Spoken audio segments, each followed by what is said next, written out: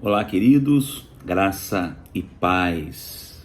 Eu estou aqui para compartilhar uma palavra que o Senhor tem gerado no meu coração já tem alguns dias, e eu acordei e orando e buscando a presença do Senhor. Nós resolvi compartilhar com vocês essa palavra, que é uma palavra que está no livro de Oséias, no capítulo 4 e o versículo 6. Talvez esse texto seja o texto um dos mais conhecidos, né, que a gente possa nos lembrar. E eu queria também, desde já, deixar que essa palavra ela é direcionada à igreja, claro, mas também a pastores, pregadores, pessoas que ministram a palavra do Senhor. Amém? Oséias 4, 5 e 6, ele faz parte de um único bloco, né? A Bíblia ela nunca foi escrita, dividida em capítulos e em versículos. Não, ela é um texto direto, né? Sem essas colocações. Os capítulos e os versículos foram colocados para que a gente possa didaticamente aprender a palavra, decorar a palavra e guardar a palavra no nosso coração. Mas o capítulo 4, versículo 6... ele vai falar de uma coisa: o meu povo está sendo destruído porque lhe falta o conhecimento. Amados, a gente repete muito essa palavra. Quando alguma coisa dá errado, quando surge alguma coisa fora do contexto da palavra do Senhor, quando aparece alguma coisa fora do contexto bíblico, né? Quando você começa a olhar para a prática da igreja e você fala assim: não, isso aqui está fora. Quando você vê que uma pessoa às vezes comete situações por desconhecer a palavra, a gente sempre usa esse versículo: meu povo está sendo destruído porque lhe falta o conhecimento. A grande questão, amados, é que o versículo não é só esse. A gente se atém somente à primeira parte do versículo, né? Usamos isso deliberadamente para qualquer deslize, qualquer deslize teológico, qualquer coisa que surja de repente. Fala assim: o meu povo, é por isso que a igreja está assim, o meu povo está sendo destruído porque ele falta conhecimento. Só que o versículo não para aí. O versículo continua, e o capítulo 4 de Oséias é Deus chamando a atenção dos sacerdotes. Continua assim o versículo 6 de Oséias 4. Porque tu, sacerdote, rejeitaste o conhecimento. Amados, a gente costuma olhar para a igreja do Senhor Jesus e a gente vê uma série de situações acontecendo. A grande questão, amados, é que a igreja, de uma maneira muito gradativa, ela foi se desviando aos poucos daquilo que a gente chama da sã doutrina.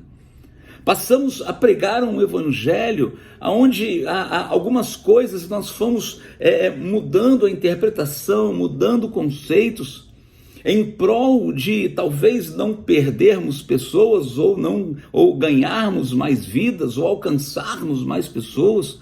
Mas a grande questão, amados, é que o evangelho é um só, a palavra de Deus é a mesma. Ela não muda, diz a palavra do Senhor: seca-se a erva, cai a flor, mas a palavra do Senhor ela permanece eternamente. Ou seja, a palavra de Deus ela não muda, ela não é alterada. Nós somos crentes no Senhor Jesus, somos cristãos. A base da nossa fé é a palavra de Deus. A base da nossa fé, da nossa doutrina, daquilo que pregamos nos púlpitos das nossas igrejas, é a palavra do Senhor. Só que a grande questão é que nós, sacerdotes, a Bíblia está dizendo: olha, vocês, sacerdotes, estão rejeitando o conhecimento. Por isso que o povo está sendo destruído. Amados, pegamos a palavra do Senhor e tornamos ela muito líquida. Quantas das vezes nós já não ouvimos, nós pastores e pastoras, pregadores do evangelho, quantas vezes nós já não ouvimos assim: você precisa mudar o seu comportamento. Mas o nosso comportamento de ser humano, ele só é mudado mediante o poder da palavra do Senhor. Quantas vezes nós já não ouvimos pregadores liberando palavras assim: olha, mude a sua mente, mude o seu jeito de pensar, né? Amados, a gente só consegue mudar a nossa mente, o nosso jeito de pensar, através do ensino da palavra do Senhor. Porque lembra de Efésios capítulo 6, onde está ali descrito a armadura, a armadura espiritual? O capacete está lá, para blindar a nossa mente. A Bíblia vai falar da mente de Cristo. Ou seja, eu não consigo mudar a minha mente. Eu não consigo, renovar o meu comportamento, mudar o meu comportamento, mudar as minhas atitudes, mudar a maneira como eu trato as pessoas, mudar a maneira como eu falo com as pessoas, se não for pelo poder de Deus. Ah, pastor, mas existem cursos de etiqueta? Sim, existem educações que são dadas em casa? Sim, eu aprendi em casa o obrigado, desculpa, o dá licença. Essas coisas nós aprendemos dentro de casa, porém, mudança de comportamento, amados, de uma pessoa carnal para alguém espiritual, de alguém que não conhece o Senhor Jesus e conhece o Senhor Jesus só mediante o poder de Deus, só mediante a palavra do Senhor, e é a palavra do Senhor que precisa ser pregada nos nossos púlpitos, é a palavra do Senhor que precisa ser ensinada dentro das nossas igrejas. É a palavra do Senhor que precisa ser ministrada, a palavra verdadeira, que precisa ser ministrada nas nossas classes de escola dominical, nas nossas células, nos nossos pequenos grupos. Precisamos trazer de volta, queridos, a questão bíblica. Precisamos retornar à palavra. O meu povo está sendo destruído porque lhe falta conhecimento. Amados, você me perdoa o que eu vou falar, mas isso é uma desculpa que muitas das vezes nós, pastores, damos e colocamos a culpa na pessoa que está sendo destruída, no povo que está sendo destruído, porque ele não tem entendimento. Mas sabe por que o povo às vezes não tem entendimento? Porque nós não estamos liberando a palavra do Senhor sobre a vida da igreja. A palavra do Senhor não muda. Ela nunca mudou, ela jamais mudou. A grande questão, amados, é que a gente precisa ler todo o capítulo 4 de Oséias. E aí você vai ver no versículo 14. Pois o povo que não tem entendimento corre para a sua perdição. Se eu, sacerdote, pastor, missionário, bispo, apóstolo, se eu não trouxer o entendimento para a igreja, se eu não trouxer a palavra do Senhor para a igreja, o povo será destruído por falta de entendimento. E aí a grande questão é que Oséias continua falando, o povo que não tem entendimento, ele corre para a sua destruição. Deus não tem prazer, amados, em destruir ninguém, não. A grande questão é que nós estamos deixando de pregar a verdadeira palavra do Senhor. E sabe, queridos, a gente precisa voltar à palavra, precisamos retornar à palavra de Deus, precisamos retornar aos fundamentos, precisamos retornar, ao início de todas as coisas. A palavra do Senhor, amados, ela vai falar de pecado. Sim, existem coisas que são erradas dentro da palavra do Senhor. Existem coisas que nós devemos fazer, atitudes que nós devemos tomar. Lembra amar o seu próximo como a ti mesmo. Lembra abençoar aqueles que te perseguem. Essas coisas estão na palavra do Senhor e nós precisamos aprender a respeito disso, voltar à palavra genuína, amados. Voltar a falarmos de inferno. Inferno, sim, inferno existe. O céu também existe. Falar de salvação e de perdição. Falar de céu e inferno. Falar de santidade. Falar de, como diz a palavra do Senhor, saber discernir entre aquilo que é santo e aquilo que é profano. Estamos falando da Bíblia. A gente precisa voltar a ministrar nos nossos altares a genuína palavra do Senhor. Precisamos liberar palavras, amados. A gente não está aqui para treinar, porque, claro, no dia a dia nós treinamos pessoas para ganharem almas, treinamentos ministeriais, sim, mas escute uma coisa, o fundamento é a palavra, e a gente precisa retornar a isso. Por isso, amados, que a gente precisa ler Oséias 4, Oséias 5 e Oséias 6, porque Oséias 5, versículo 15, olha o que Deus está dizendo: irei e voltarei para o meu lugar até que se reconheçam culpados e busquem a minha face.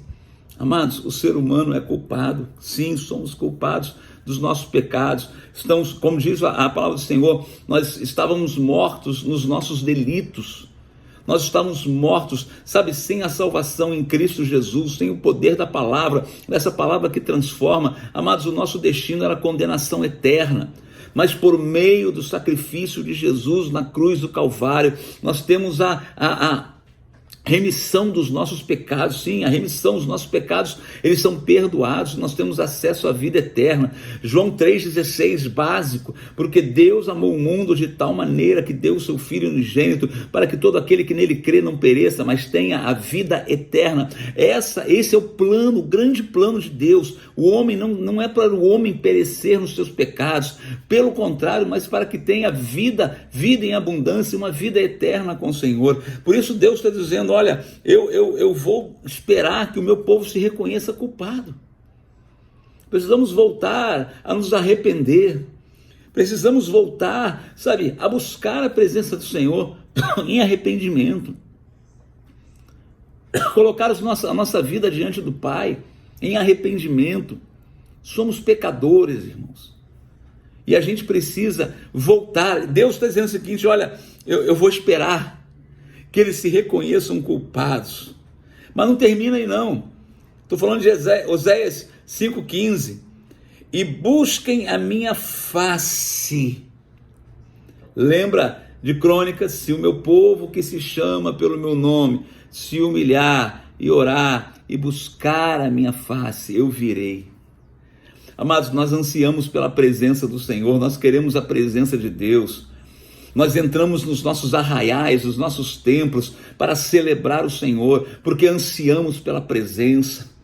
A presença está no templo, sim, mas a presença está no nosso secreto. E a gente precisa aprender a retornar isso, a buscar o Senhor, a entender, amados, que nós precisamos buscar a face do Senhor. Por isso, a gente precisa ler Oséias, mas também a gente precisa ir lá em Joel, aleluia. Olha só, versículo 13 de Joel, capítulo 1. Cingi-vos de pano de saco e lamentai, sacerdotes, uivai, ministros do altar, vinde ministros de Deus, do meu Deus, passai a noite vestidos de pano de saco. Versículo 14, promulgai um santo jejum, convocai uma assembleia solene, congregai os anciãos. Versículo 15, porque o dia do Senhor está perto. Porque o dia do Senhor está perto. Você precisa ler Oséias e Joel. Amados, a volta de Jesus nunca esteve tão próxima. Talvez isso seja jargão, Jesus está voltando, Jesus vai voltar para... Amados, isso é bíblico, não é jargão, não é a história da carochinha, não. Nós ansiamos pela volta de Jesus, nós esperamos a volta do Cordeiro, nós esperamos sim. Agora escute uma coisa, nós precisamos entrar na presença do Senhor, com a nossa vida pautada pela palavra de Deus, pelo Evangelho do Senhor. Então o meu povo está sendo destruído porque lhe falta conhecimento. E por que falta conhecimento à igreja? Por causa de nós, pastores e pastoras. Por causa de pessoas, aqueles que estão nos altares pregando a palavra, não estão tendo o discernimento de passar, de entregar, de pregar a verdadeira palavra do Senhor. A gente precisa guardar isso no nosso coração. Eu queria deixar essa palavra ardeu no meu coração. Eu estou trazendo essa palavra para você, meu amado, minha amada, porque ela ardeu no meu coração sobre isso. Talvez essa palavra seja dirigida a pastores, a líderes, a pregadores, sabe? Mas eu creio que essa palavra é dirigida a todo o povo de Deus. Voltemos à palavra, olha, voltemos à Bíblia. Voltemos a cumprir os mandamentos do Senhor. Os 10 mandamentos não são 10 sugestões, são mandamentos, são ordenanças. Mateus capítulo 5, 6 e 7, resumão do Evangelho, fala de perdão, fala das bem-aventuranças, fala de tantas coisas que são, sabe, básicas para nós que somos crentes no Senhor Jesus. Nós precisamos voltar a isso, permitir, sabe, que essa palavra, a palavra verdadeira, amado, volte a falar de inferno no seu púlpito, não tem problema. Pastor, mas isso é uma palavra afrontosa. Irmãos, aprenda uma coisa, a Bíblia vai dizer sobre ela mesmo, que o Evangelho, para aqueles que creem, é poder de Deus, mas para aqueles que não creem, é perdição, é loucura. Então, se você crê no Evangelho, se você é pastor, pastora, ministro do Evangelho, Volte a pregar a verdadeira palavra, a genuína palavra. Pastor, mas o povo não aguenta a sã doutrina. Uma vez Jesus pregou uma palavra tão dura, que toda a multidão foi embora, sobraram apenas os 12 apóstolos. Eu estou terminando com isso. E aí Jesus olhou para aqueles 12 e falou assim: vocês também querem ir embora? Podem ir. Se a palavra é muito dura, podem ir, eu escolho outros 12. Ele não disse que escolheu outros 12, mas, E sabe o que Pedro disse, irmãos? Para onde iremos nós? Se só tu tens a palavra de vida eterna. E é essa palavra que a gente precisa voltar com ela para os nossos altares. Que o Senhor te abençoe, que o Senhor te guarde e que o Senhor faça vir sobre a igreja um renovo, um sopro de renovação, de pregação do verdadeiro evangelho, do genuíno evangelho. Que o Senhor te abençoe. Graça e paz.